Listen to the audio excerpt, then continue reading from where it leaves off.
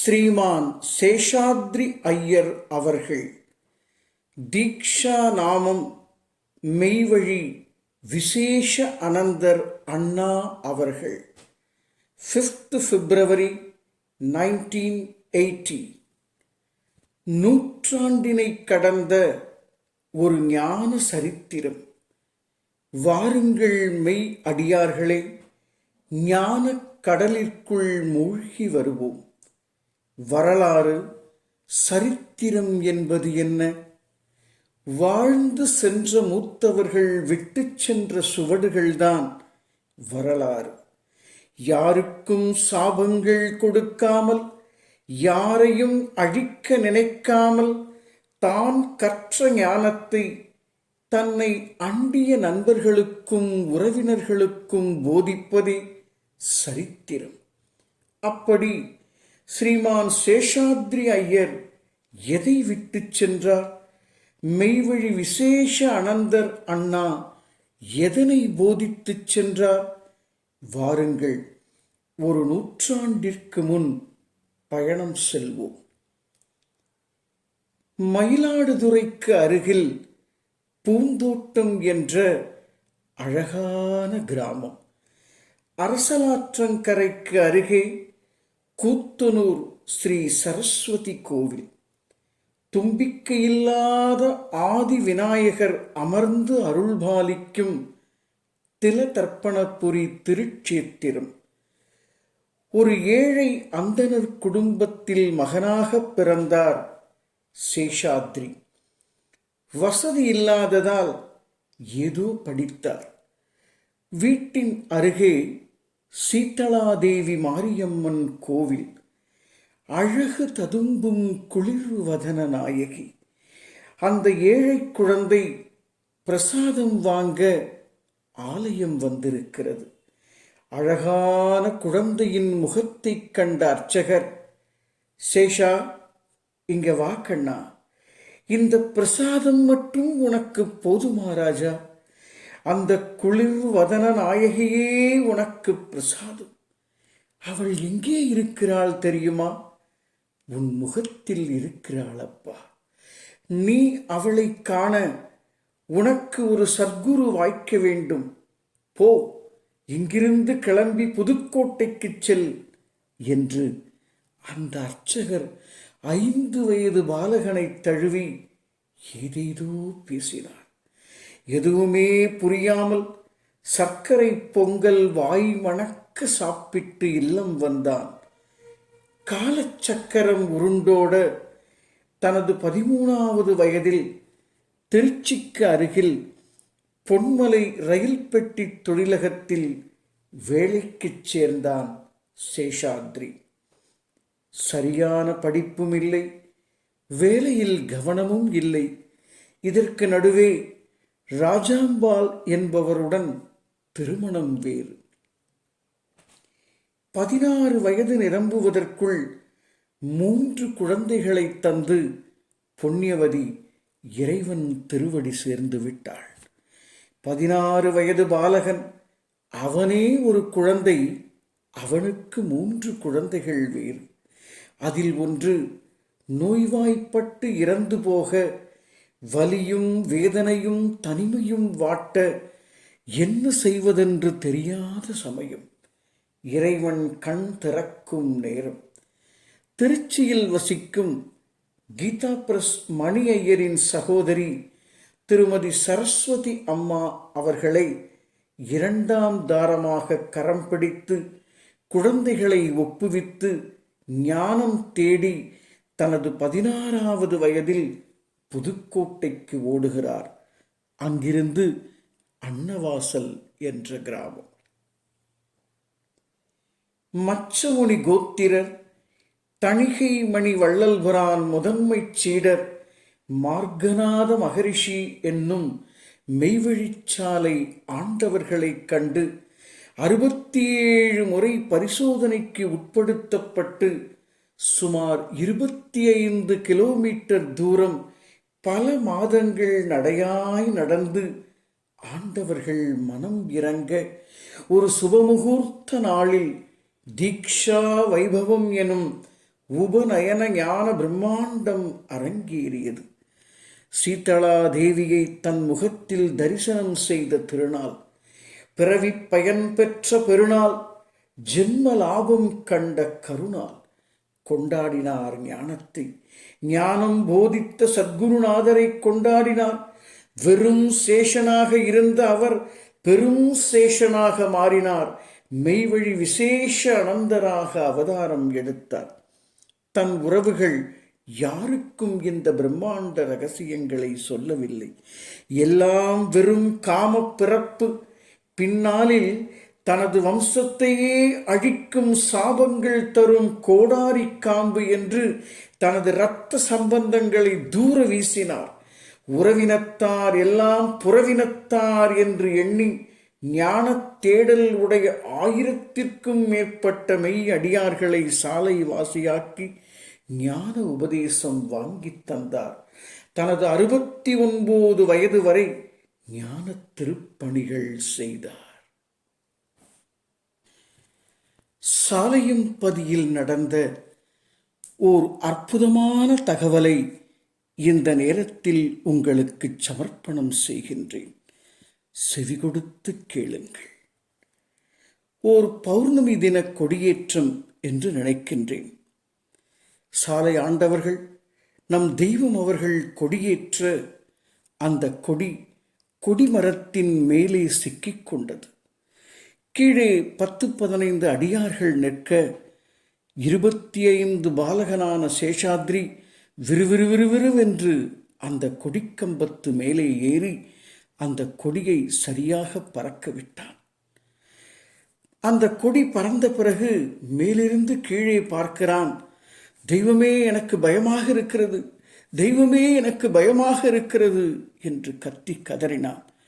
கலங்காதே மகனே, அங்கிருந்து மேலே கொஞ்சம் கொஞ்சமாக இறங்கி குதித்து விடு, நான் உன்னை தாங்கிக் கொள்ளுகிறேன் என்று அந்த கொடி மரத்தை சுற்றி எல்லோரும் வட்ட பின்னலிட்டு கைகளை ஒன்றிணைக்க அவர் மேலிருந்து கீழே விழுந்து தெய்வத்தினுடைய திருக்கரங்களால் தாங்கப்பட்டார். அன்றைக்குதான் சேஷாத்ரி ஆகிய நீ வெறும் சேஷன் அல்ல மகனே, விசேஷ அனந்தர் என்ற ஞான பட்டாபிஷேகம் செய்து வைத்த திருநாள். மகனே, இந்த அற்புதமான திருக்கொடியை, கிள்நாம கொடியை பறக்க விட்ட நீ உன் வாழ்நாளில் மிக பிரம்மாண்டமான ஜீவ பிரயாண ஞான அனுபவத்தை உனக்கு தருகின்றேன் என்று அந்த சாலையம்பதி தெய்வம் அன்னாருக்கு போதித்த ஓர் அற்புதமான திருக்காட்சி நடைபெற்ற தினம். என் மரியாதைக்குரிய அன்பர்களே, நம்பிக்கையும் வைராக்கியமும் கொண்டு ஓர் அந்தணச் சிறுவன் மெய்யாகவே முப்புரி நூல் என்றால் என்ன, அறுபுரி நூல் என்றால் என்ன, நவபுரி நூல் என்றால் என்ன என்று எந்த அந்தணரும் பிராமணனும் அறியாத ஓர் பிரம்மாண்டத்தை தனது சர்க்குருவின் திருமுகமாய் அறிந்து கொண்டு அவரது கொடியை பறக்க விட்டது போல் இந்த பிரம்மாண்டத்தின் கொடியை உலகமெங்கும் பறக்கவிட்ட கிட்டத்தட்ட 75 ஆண்டுகளுக்கு முன் நடந்த அற்புதத்தை செவிமடுத்த அத்துணை பேருக்கும் அந்த சாலையம்பதி நம் தெய்வம் அவர்களினுடைய அருட்கடாட்சம் என்றும் நிரம்பி ததும்பி ஆசீர்வாதமாய் வளர எல்லாம் வல்ல அந்த சாலை ஆண்டவர்களை வணங்கி எங்களது பாட்டனார் மெய்வழி விசேஷ அனந்தர் அவர்களுடைய 46வது ஆண்டு ஜீவ பிரயாண திருநாள் கிட்டத்தட்ட 46 ஆண்டுகள் கடந்து விட்ட நண்பர்களே. ஒரு தலைமுறையை நாம் கடந்திருக்கிறோம். ஒரு ஞானத்தை இந்த உலகத்திற்கு உணர்த்திய வைராக்கியம் மிக்க அடியார்களுடைய திருப்புகழை கேட்டு அந்த தெய்வ சங்கல்பத்தை உணர்வோம் என்று கூறிக்கொள்ளுகின்றேன். முத்திப்பூர் நாம் மெய்யாகவே சதுரிகம் கோடிகால மக்களிடத்திலும் உள்ள சர்வ மூலமந்திர நிரூபிக மகான்மியராகிய யுகவான் சாலை ஆண்டவர்களே முத்தி பாலிப்பு. பிப்ரவரி 5. இது நினைவு நாள் அல்ல, மரண நாள் அல்ல, ஜீவ சமாதி திருநாள் அல்ல, ஜீவ பிரயாணம் ஆன நாள் அல்ல, ஒரு வித்து முளைக்க வித்திட்ட நாள், ஞான பிரம்மாண்ட திருநாள். ஞானமுடையோர் கொண்டாடுங்கள், சகலமும் சித்தி பெறும். ஞானத்துடன் மகா ஸ்ரீ சூரிய கவிராயர் கணேஷ் சுந்தரேசன் 9952014440.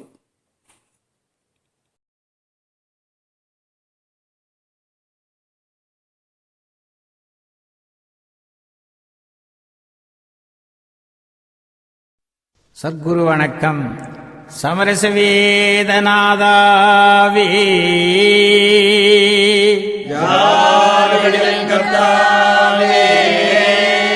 மெய் வழி நாமநாதமே திருவடிகளே சரணம். முத்தி பூர்ணம் மெய்யாகவே சதுர்கோடி கால மக்களிடத்திலும் உள்ள சர்வ மூலமந்திர நிரூபிக மகான்மேராய பகவான் ஆண்டவர்களே முத்தி பாலிப்பு. சுயம் பிரகாச நித்யானந்த பிரம்மஸ்வரூபத்தினை அறியாதே அஞ்ஞானம் என்னும் திமிரத்தால் குருடாயிருந்த எங்களுடைய கண்களை ஞானம் என்னும் மஞ்சின சிலாகையால் திறந்த தேசிகேந்திரரே, தேவரீருடைய திவ்ய திருவடி கமலங்களுக்கு நமஸ்காரம். ஆமன்வித்தாதியோதையே இங்குலாவுதிகாந்த ஜகாதி அந்தங்களும் விளங்கும் யுகங்களின் அடிக்கோடி கோடியும் யுகாந்த முடிகோடி கோடிகளும் கடந்து நின்ற வெற்பே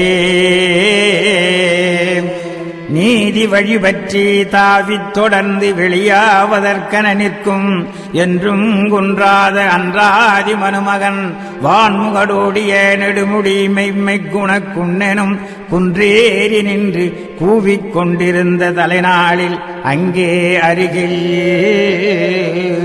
வேதகளை பழகிய ஆதீனச் சென்னரிச்சீர் உழவுகோல் கைவரவடைந்த பெருங்குடி பிறப்பு பெரியதனச் சமுசாரிகளாகிய நலவிளைவு பொன்னில வளர்த்து மானாக்கண்ணாளரினும் குழாங்கள் சூழ்ந்து விரிந்து முன்னு பின்னு காலங்களை எக்கி எட்டித் தடாவி தங்களின் இரக்கம் அடைபடுத்து கிடக்கும் செவ்வெறி படர்ந்த கண்களை அகட்டி கூத்து மகா அதிசயத்துடனே அங்கனம் எதிர்பார்த்து கொண்டிருந்த சம்பவ அதிதீர்க்க தரிசனை ஆவதே.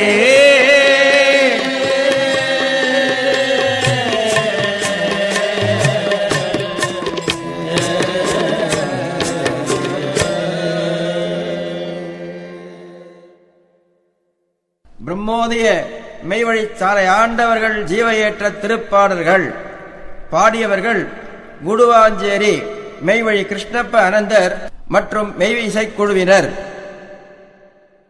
ஆதியே துணை. ஆதிமை உதயபூரண வேதாந்தம் முகப்பு. நீதி என்னும் பொருளான மனுக்கூலத்தை நீதி என்னும் பொருளான மனுக்கூலத்தை நித்தியனும் நித்தியத்திற்கே படைத்தான். நித்தியனும் நித்தியத்திற்கே படைத்தான். ஓதி இதை உணர்ந்தறியா உயிர்கோடிகள் ஓதி இதை உணர்ந்தறியா உயிர்கோடிகள் ஊறுபட்டு அலகை நரகாளாலே ஊறுபட்டு அலகை நரகாளாலே சாதி மனு குலமனைத்தும் ஜீவன் கண்ட ஜாதி மனு குலமனைத்தும் ஜீவன் கண்ட ஜன்ம சாபல்ய குலமாக வென்றே ஜென்ம சாபல்ய குலமாக வென்றே ஆதிமை உதய பூரண வேதாந்தம் ஆதிமை உதய பூரண வேதாந்தம் அறிந்தடைந்த உயிருடலம் தேவராமே அறிந்தடைந்த உயிருடலம் தேவராமே அச்சரம் அமைத்தோன் அருந்து போனது கண் அமைத்தோர் அருந்து போனது கண் அமைந்ததை அமைத்து அறைந்ததி கிரந்தம் அமைந்ததை அமைத்து அறைந்ததி கிரந்தம் அறிவினை அறிந்தோர் அறிவறிவாய்மை அறிவினை அறிந்தோர் அறிவறிவாய்மை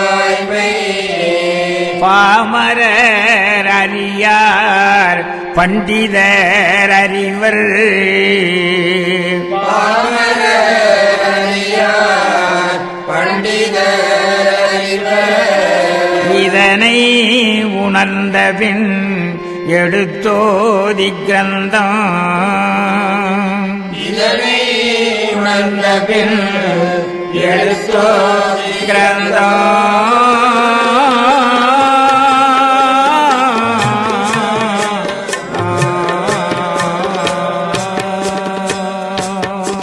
இப்படிக்கு சாலை ஆண்குரு ஜாதியின் கர்த்தாவே